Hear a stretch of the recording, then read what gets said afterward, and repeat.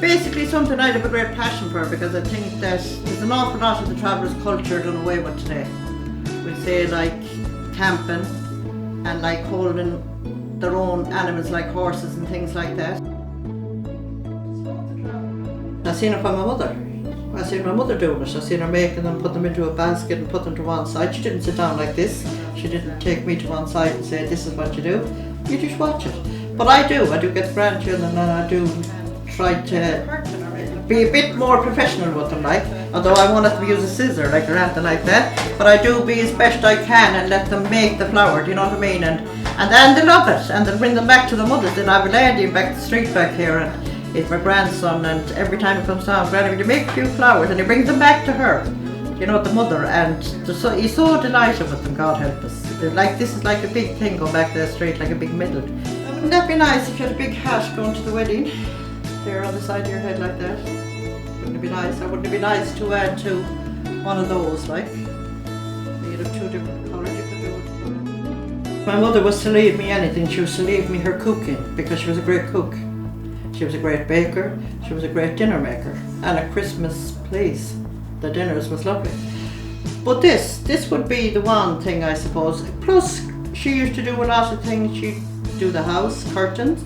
She'd wallpaper, she'd a lot of crafts. I can do all them things, every single one of them as well. But like, I probably now, later years, when I've more time on my hands, I tend to do these things. So I'm going to make one here for you now, and I'm going to take it a bit easy. So you get the paper. Now if you want to make a big one, or if you want to make a small one, you cut the paper whatever you want. If you wanted that size, you'd cut it up here. If you wanted like the little flower on the front, you'll cut it about there. Again, in our time, my mother, they would have made roses. But with modern times, I tried to keep them, that'd be the roses that they would have made. I designed the paper myself, so you come up with something like that. That's a two-coloured one now there. And I did that for Mayo, just for the crack, like. And you can get them as well with the little leaf on them. You can put the little leaf on them as well if you want. It's just a little green little leaf around the outside. And that's, to me now, that looks like a daffodil.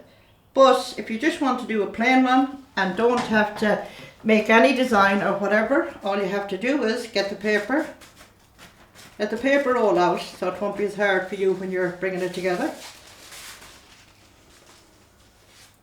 We won't design it this time, but I will design one in a few minutes. So if you watch my fingers now, people say that you do a knot and only pushing the paper in together.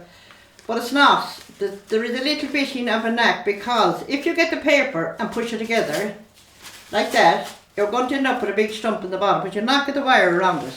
So you have to, nice and easy. And you have to try and keep the paper up with another one of your fingers, so that when you get used to it, you'll bring it in a bit quicker. Like I made all them last night there in the matter of a half an hour. So you just keep going until you think you have enough and the stump at the bottom is big enough or thick enough. Now if you wanted to bring the leaf down around, let the paper be looser. Just let the paper be looser. So it'll go like that. How do I look? So then cut that off the end there. I'll show you how to put the stem on it as well now. You're all saying now it's easy, because what I was brought up with watching them doing this. It's not that hard to do. You'd get the knack of doing it in 5 or 10 minutes. You get the stump, which is like that, and you get your wire. You get your wire in any flower shop. They're about 8pence a piece. You put it there, you hold it with your thumb, and you bring it around twice to make sure it's well supported, so that the reason for that is this middle part won't come out, you know. So then you get it, you bring it up to make it that little bit smaller. Now you can put a dark green stem on it, or you can put a bright stem on it, so you don't need as much paper this time. You just take a little bit, again you roll it out, because it's easier for you when you're and you start at the very top and make sure it's well under the flower, and you just go around, around, around, keep going, and you come down to the bottom. Again, there wouldn't have been any glue them times, we'd have glue today. So what they used to do was, and that's your flower. Now you can make that in any colour you want, and you can put a leaf on it if you like. You can make it as big as you want, but if you wanted to do one with a design, which I'm going to do for you now, just to do that again over for you. Again, before I start this one, you can take them, and if you have an old branch in the house and you were going to throw it out or something like that, that's what I had there, and I said, you know something, there's no flower on them, I'll stick one on. That's one there I put on. And I put it, what I did with that one now, I put no wire on it. I put elastic on it, and I just brought it down over the top, just left it there with elastic, and brought one of the leaves around. So it just gives it that bit of support. And the other one is the same.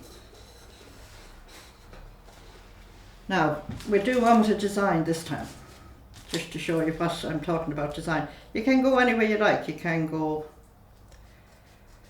around.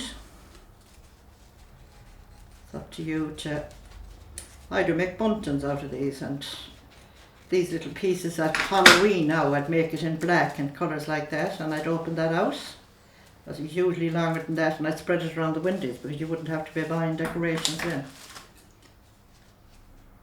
Or even Christmas decorations, but the whole reason behind it is the paper rose, because it was something that very passionate about, was something that our parents done and proud of it.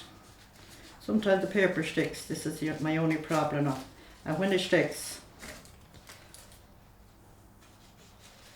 it can take it a little while to loosen up. So we see now, can I get this without causing damage?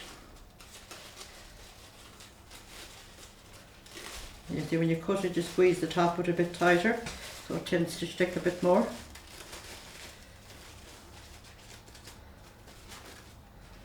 So I work myself. I work with the Mayo Travellers Support Group. I'm a primary healthcare worker with the Mayo Travellers Support Group. And I've done these a few times in different places for people. That one out, there's a little bit of a cutting, but just show you what you do anyway. So you take it and you, same thing basically, but again you're not pushing them in. There's some of them now, this kind of not the best at the top, but we're only doing it to show you how easy it is to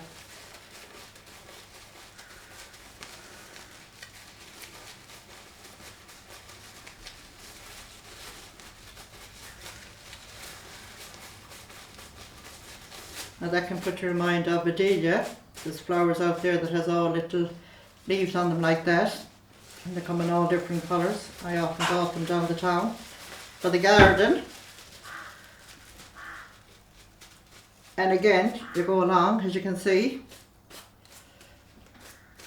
just because they were stuck there a bit now, they're a little bit rough at the edges. But even now, if you had a hairband, you could put elastic on that, cover your hairband with the yellow paper, and put that onto it if you're going to a wedding and you kind of get your colour.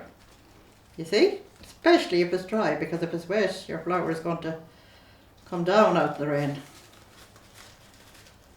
So you do that again, as I said, you take the stem, you bring the stem up, you get your green. When you have two of them made, you'll be a professional. I don't do it for anything, I only do it if I'm asked to do it. I just try to keep the culture going. In my mother's day, she'd make maybe a dozen or two before they go to bed at night, and they set off in the morning, her and him, and probably a cart or a trap or whatever. They'd look for jobs and farms, and she'd go in with the flowers. People loved the flowers at that time, and she'd go in with her flowers, and she might not sell them actually, although there was no dole at them times or social welfare. She'd just go in with her flowers and she might swap them for a bit of flour or a grain of tea or a few eggs. I'm not ashamed to say that. It was an honest living and it was an honest way of making it. And I think that has only stopped recently, to believe it or not. A lot of old traveller women, going back the last 20 years, that I often went into a house and they tell me that, oh, there was a lady before you there with the flowers. So it's not something that's gone completely. There's still a lot of women out there that can do it. So I'm just giving them the courage for to do it. It's like anything you do yourself. It's like baking a cake and it comes out right. It's like making your flour and the flour turns out right. Like to me, they look okay. Do you know what I mean? Like you could put them into a vase. You could put them, I often made them now. Well, I won't say I often, I won't tell lies about the chapel. But I often give a few to the chapel for to put to a statue. Or you could put them on a grave, as long as you put plastic around them. I do put some on the grave and put plastic around them. Because I think my mother would rather have part of her culture and her tradition wrapped up in a bouquet and brought down to her and left on. Do you know what I mean? Yeah. And that's the way I look at it. Other people look at it different, I don't know. But I think it's a nice thing to do with children, and as I said, it's great for their fingerings, it's great exercise, it gets their head working, it's learning. You're learning how to do this, how to make that. As a person said to me yesterday, you're crafty in what you do. Do you know what I mean? I mean, that there now, like, I bought them in they're only $1.50 or something for a bunch of them. Just got them together and put them there. But they're a nice book. If you went to buy that in the shop now, they cost, I think it's 100 and something. Do you know?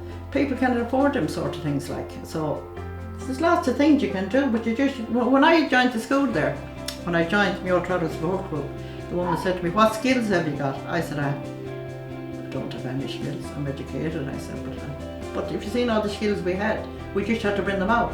And I think that's what's wrong with a lot of the people today.